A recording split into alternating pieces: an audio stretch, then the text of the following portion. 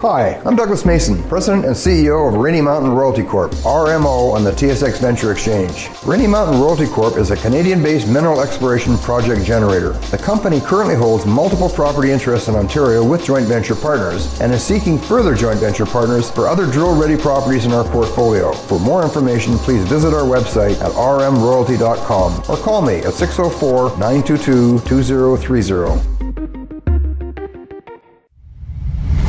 You're listening to HowStreet.com radio, available online at TalkDigitalNetwork.com. Welcome to HowStreet.com radio, the online source for market opinions. Here is Jim Goddard. My guest is Danielle Park, editor of the popular blog Juggling Dynamite and president of Venable Park Investment Council Incorporated. Welcome back to the show. Thank you, Jim. Danielle, Vancouver and Toronto have the honor, I use the word loosely, of being in the top 4 real estate bubbles in the world. Just off the top, what are the other 2 bubbles? Yeah, that was a UBS report that just came out this week, and it has Hong Kong as the number 1 most egregiously overvalued market in the world, Munich number 2, Toronto and Vancouver 3 and 4. So the red zone of that index is where those cities fall, and it means that they are the most overvalued in the world and therefore at the risk of a price collapse. So something in the territory of what we saw in the 2006 downturn in the United States, where, you could have property declines of 60%. So no one can tell for sure, of course, whether that will happen in this part of the woods, but certainly we're at risk of that kind of a decline. And the significant thing there, as I've pointed out many times, is that that is where the largest mortgage balances in Canada have been borrowed. That's where the banks are the most extended, the Canadian banks. That's where the most CMHC underwriting, frankly, has gone on dollar for dollar. So, that kind of leverage with that kind of price risk to the downside will have ramifications far beyond those areas. And may I say, I technically live in the Greater Toronto area, living 1 hour north of Toronto, and we've had the same infection in our realty markets here with the pricing going way past the regular appreciation of historical amounts and far beyond the affordability of most households. So, and we have had some decline in the last year. We have had some properties, certainly the properties that are mortgaged, sort of anything in the million and less category has seen some decline in value. But I've noticed, still the listings are, pretty outrageous. The sales, though, aren't what they used to be. No, right. So sales were turned down sort of in the last 2 years, as rates have moved higher, as the lending standards have tightened, as banks got a little more cautious. But, we saw, for example, although the Bank of Canada held its benchmark rate, at 1.5 in September, its next hike is set for October 24th, and so far market participants seem to be pretty convinced they're going to go with that. I'm not so sure, just with the whole NAFTA confusion and the weakness that's spreading through many other global markets. But also the U.S. Fed yesterday hiked for the 3rd time in 2018, the 8th time since December 15 when it started this whole, hiking cycle. And now the U.S. rate is 2 to 2.25 for the first time since before, when they started cutting in the downturn of 2008. So, these hikes, although modest on a relative basis in terms of where the level of interest rates remains today, it's still on the relatively low side. But on the terms of a proportional increase from where they've been, it's, massive. And so those things are definitely hitting people that are carrying too much debt. And there was another story too that I put on the blog this week, seniors mortgaging their homes to live and help their adult kids. And that was a very interesting piece that was just looking at a TransUnion report was looking at the volume of new mortgages that are taken out by people between the ages of 73 and 93, and they noticed that in Canada it surged by 63%, Jim, on a year-over-year basis in the most recent quarterly data. So what that tells you is that elder people have been, they've had a suppression of their retirement income thanks to low yields and rates for so long now, and they've had this ballooning in the asset value of their house, which they have then borrowed against to try and live. Many have done reverse mortgages and things to try and stay in their house. Many others have borrowed to try and help their kids and grandkids, whether it be with, trying to put them through school when school costs have gone up so much, whether it's also to help them buy houses of their own. And there's where I caution people, because the data is very clear that it is often not helpful, actually, to help your offspring, whether they be children or grandchildren or what have you, to buy into unaffordable housing markets that they otherwise couldn't manage. That's the classic intergenerational studies that were put forth in The Millionaire Next Door, that famous book from 1998, and it looks at the impact of people borrowing what they call economic outpatient care for adult children, where, people either give them cash gifts to help them get into a neighborhood they couldn't otherwise afford, or sometimes borrow against their own houses to advance funds for that purpose. And in the end, it's not typically helpful. The data shows that it really sets people up to be debt slaves for, many, many years. And in the process, they avoid being able to save for other things, like retirement and education. And they're basically constantly trying to keep up with the Joneses, in terms of their community consumption levels. So it can be a really destructive end for something that's well-intentioned at the outset. How do they get mortgages if they're 70, 80, 90 years old? I thought it was very hard to qualify. Well, I think it goes with the, again, because asset values have basically doubled in some areas, the housing prices have doubled in the last 5 years, Jim. So, when a person applies for a mortgage, it's like a reverse mortgage. It's a function of market value times the maximum percentage they're prepared to advance. So if your house has gone up, 50, 60, 80, 90%, you will qualify for an increased loan based on that, market value. Now, the problem, of course, being that, as I've said before, debt values tend to be stubbornly stuck, paid down over time, and certainly when people are making minimal payments. And asset values in these conditions, as UBS has warned, are very susceptible to dramatic decline in these conditions.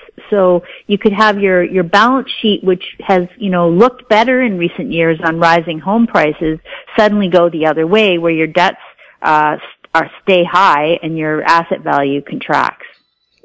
What happens to people if the value of their house goes down and they can't afford to make the payments? Well, that's when they probably go into either they have to sell the house, which a lot of people have been trying to do, and been taking losses. There's been quite a few stories in magazines like Maclean's, just looking at people who bought into, euphoric peaks and then realized, oh dear, I can't maintain this, or, I have too much leverage, and then they end up selling and taking a hit, losing money. And when there's no equity there because of the decline in price, they very often just go into foreclosure with the bank, in which case the bank takes the property back, and then, technically there's still a recourse for any balance owing against the individual. However, as Scott Theriault, the trustee in bankruptcy, continually points out, a person can ultimately then list that debt that's still owing in a proceeding for personal bankruptcy, although they have to wait a period of time to make that filing. But ultimately, if they can't pay, they won't pay, and that's just how that goes. We say banks are at risk, but aren't most mortgages insured, and they're not really at risk at all? It's taxpayers? At the peak, there was a greater proportion of mortgages in Canada underwritten by the Canada Mortgage and Housing Corporation. Now there's about 60% of the mortgages in Canada are underwritten. And indeed, by dollar amount, as I say, that naturally falls mostly in the two most bubbled areas, Vancouver and Toronto. So yeah, there's risk to the banks. And that's just on the on residential real estate side. There's a whole bunch of commercial exposures and corporate exposures to companies which have over-levered themselves in this cycle as well. So definitely there's a credit risk facing the banks and the taxpayers, quite frankly, in the form of the ones that have been backed by CMHC. We'll have more with Danielle Park right after the break. I'm Greg Johnston, CEO of Carl Data Solutions, an industrial Internet of Things company that provides big data solutions for monitoring critical infrastructure. Carl Data offers machine learning and predictive analytics features through our cloud-based applications to deliver key asset-saving operational insights from massive amounts of data. Carl Data trades on the CSE, symbol CRL, and the pink symbol CDTAF. For more details on Carl Data, please visit carlsolutions.com. Avon Resources Limited is a gold exploration company with significant projects in British Columbia, Saskatchewan, and the Yukon. Trading on the TSX Venture Exchange, symbol ABN, and the pink symbol ABN-AF. Surrounded by world-class gold deposits and mines, Avon's 23,000 hectares Forest Kerr Gold Project is located in the heart of the Golden Triangle in northwestern BC. For more information, visit us at avonresources.com. Welcome back. We're speaking with Danielle Park. Danielle, what's the rental situation like in Toronto? It's very tight in Vancouver, and the government's thinking of limiting rent hikes to the rate of inflation. Would that cause an even greater shortage of rental spaces if there's no incentive for profit for landlords? There's definitely, it's tight. Rents being have gone up. In some cases, not in lockstep with property values, but obviously if someone's buying a property as a rental and they're having to lay out, 50% more capital and more than they did 5 years ago, they're going to look for higher rates of rent to compensate them if that's supposed to be an investment. In fact, what's happened in many cases is that people are holding properties that are negative carry, that frankly the rents don't cover the cost of finance, maintenance, and taxes and what have you. So it is a negative bearing asset. And again, that's why it never really was an investment. People thought they were investing perhaps, but it goes right back to, was there a reasonable prospect of return on your principal, and then some reasonable prospect of net income from that investment? In many cases, the answer was no. So yes, rents have become abhorrent in many areas, and that has pushed a lot of people out of those concentrated cities to suburban areas. Now, I actually think this is part of the solution, right? So there's an article I wrote that's coming out tomorrow just talking about the fact that in many U.S. cities, the younger people have moved out of the hot, concentration population areas into states that have been sort of vacated in the past couple of decades, Michigan and Ohio and some of these places that are much less populated, but they go there because the housing prices are in some cases $30,000 and $40,000 and $50,000 for a house. So clearly, if you've got virtual work over the internet now and telecommuting, as well as the ability to commute, as well as the working from home, people are figuring out pretty quickly, okay, I could buy myself a shelter here and spend the next 30 years trying to pay it off, or I could move elsewhere and, be out of debt in a few quick years, or maybe not in debt at all, and get right to saving and spending on other areas like travel and education savings and that sort of thing. So it's, part of the solution has always been labor mobility in the world. So whenever you have too many, too few jobs in one area, people have always migrated, whether they be immigrants, whether they be, moving across a country, to where the jobs are. And that is also happening now with real estate, which is very positive because it is the right answer in many cases for people to relocate so they don't have to be debt slaves for their entire lives just to have a shelter. And so that goes for rents and it goes for buying properties in those areas. And young people are getting the memo. They're saying, no thanks. I'm going to go here and figure something else out So what that does is, the cure for high prices is high prices, Jim. You've heard that before. But when properties are unaffordable, then people start figuring out other solutions. They get much more innovative ultimately, whether it be intergenerational sharing of a home where people have an apartment, 2 apartments or 2 different areas in one house and generations live there. That was traditionally a way that not just immigrants, but other people got ahead, got started. They had the two or more generations living in the same space, highly efficient, right? And, it allowed the young people to get off and running and then form households of their own. And, that's what we ultimately need. We need this transition towards the younger people as the main taxpayers in the main, work pools in our countries, because we have this demographic problem with the aging boomers who are incidentally sitting on the most expensive housing, who are hoping to cash out. And therein lies the rub. They're not going to all be able to cash out at these heinous valuations because young people don't have the means or in many cases the tolerance or interest, and rightly so, to take on these enormous debt burdens. So that I think will help ultimately, I think Canadian real estate prices are going to go lower over time. And I've told this to people for the last few years. If you're thinking you're going to need to sell your house, downsize, within the next couple of years, best to do it sooner than later because, these trends are not going in the right direction in terms of higher prices in the future. They're highly likely to be lower prices in the future. We'll have more with Danielle Park right after this. Arctic Star Exploration, operated by a team of proven mine finders, is focused on diamonds in Finland and the Northwest Territories of Canada. Work programs are underway in Finland and Canada. Arctic Star trades on the TSX Venture Exchange symbol ADD, on Frankfurt symbol 82A1, and the OTCQB symbol ASDZF. Please visit our website arcticstar.ca or call us at 604-689-1799.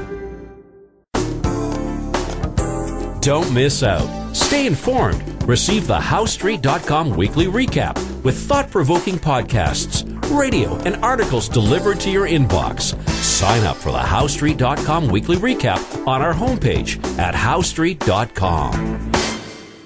Welcome back. We're speaking with Danielle Park. Danielle, I find there's a tremendous amount of confusion about how they plan to retail legal marijuana starting October 17th. Are you finding the same thing? Oh, I think it is a frenzy of risk and speculative fervor and, irrational expectations. There is some, because you have this, Canada's only the second country in the world to legalize pot on a national level. Uruguay is the other one who did it in 2013. So obviously we're kind of cutting a new path here. And although Canadian provinces retain jurisdiction to determine their laws around methods of distribution and sale, the legal age of use, that sort of thing. So even though there's a national policy allowing it, there's all this provincial complexity. Maclean's did a great piece on it recently and saying that we have a patchwork of half-baked observed laws in Canada and that we're not really ready for legal weed. Like you literally have the prospect of a person thinking something's legal in one area and moving to another in the same country and discovering they could be, on the wrong side of the law there for the same behaviors. So yes, it's a complete mess at the moment.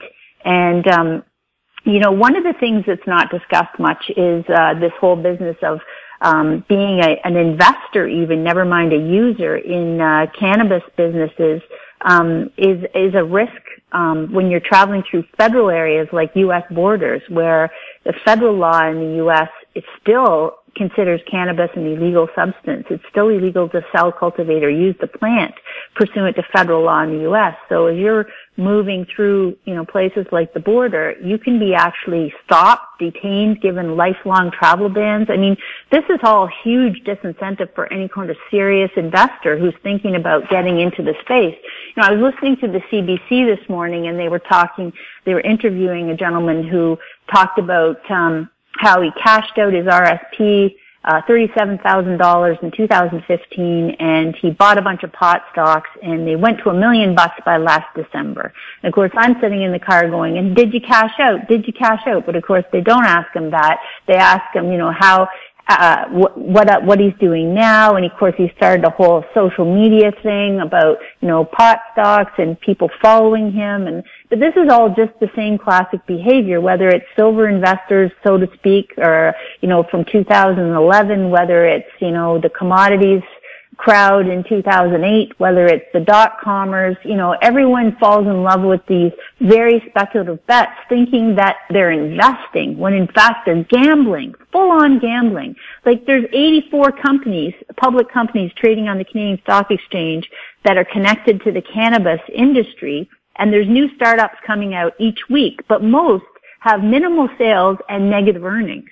So, even the 3 largest companies by market price are trading at, 4 to 23 times sales, never mind net income. So this is all very, lofty hopes and dreams, but it's going to be, 84% of startups in any space fail within the first 5 years. Pot is not going to be a different, not going to have more, better, odds or probabilities than the average. In fact, given the amount of hyperbole around the space, it's a high risk area. So I just say to people, listen, it's not that there's not going to be some winners in the long run. It's just that you have to look at that within the context of the credit cycle and the 10-year expansion we've had in security markets since the lows of 2008, aided and abetted by the central banks and their policies.